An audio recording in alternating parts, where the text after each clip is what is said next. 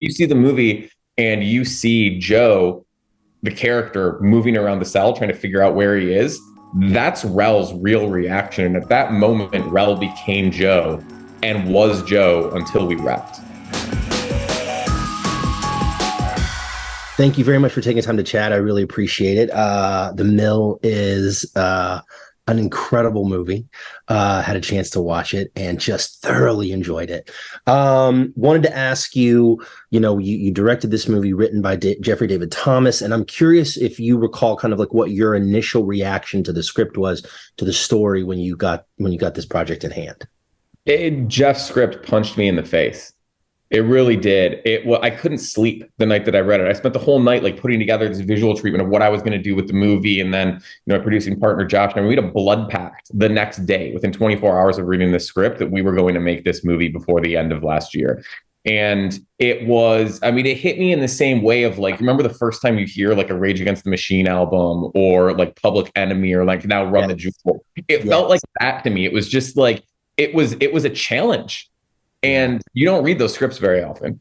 No, I completely agree with you. You're right, man. It's,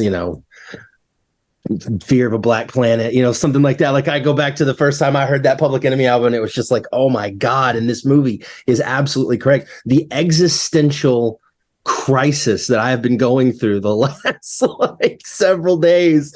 It is a deeply powerful film and story. I want to ask about working with Rel because we've never seen him in something like this before. This is an absolutely amazing performance from him. And what was it like to work with him? And at what point did he enter the project? Was this early, later? How'd that come about? Really early, actually. So I was fortunate enough to produce a movie called I Love My Dad that Rel is in. And on set, I remember sitting there watching Rel and watching the seriousness with which he approached his comedy. Mm-hmm. And thinking like, man, I really want to do a drama with this guy. And obviously I knew he'd been in Get Out and he's phenomenal in that as well. But I was just waiting. I was just sitting waiting for the right thing to approach him with. And when I read the Mill script that night, all I could picture was Rel. I just, for whatever reason, knew he was the guy to do this. And so we sent it to him and he dug it. And we were super fortunate. And so we spent about 4 months prepping the movie with him and working on it and talking about the themes and talking about the way we were going to shoot it and how we were going to approach it. It was very detailed in that prep work in those months. And then the day that Rel showed up on set to shoot, everything kind of changed. I asked him, because, we built, this set is real. This is 15,000 pounds of concrete. It's 18-foot walls. It's a real cell that we built that you cannot get out of. And I asked Rel if he would feel more comfortable if we showed him around the set first. So we kind of like, for like safety reasons and also just personal comfort. And he thought for a minute and he's like, no, I don't want to see it. I actually want to be blindfolded. So we blindfolded him when he went in for his first take. We walked him down this catwalk, this dark catwalk on the side of the stage that was like 30 feet maybe. It was terribly unsafe. And walked him onto the set, laid him down on his back with his blindfold on. And only when we yelled action for the first take did we take the blindfold off. So when you see the movie, and I'm not spoiling anything, this happens 30 seconds in. Sure. You see the movie and you see Joe, the character, moving around the cell trying to figure out where he is. That's Rel's real reaction. And at that moment, Rel became Joe and was Joe until we wrapped. That is just incredible.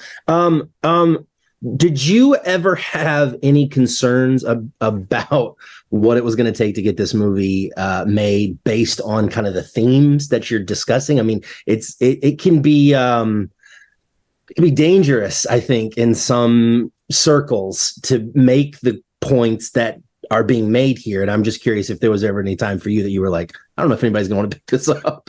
Yeah, in all circles. I mean, we're talking about AI and labor, right? Those are like the two most contentious issues currently being debated at like a congressional level and at dinner tables.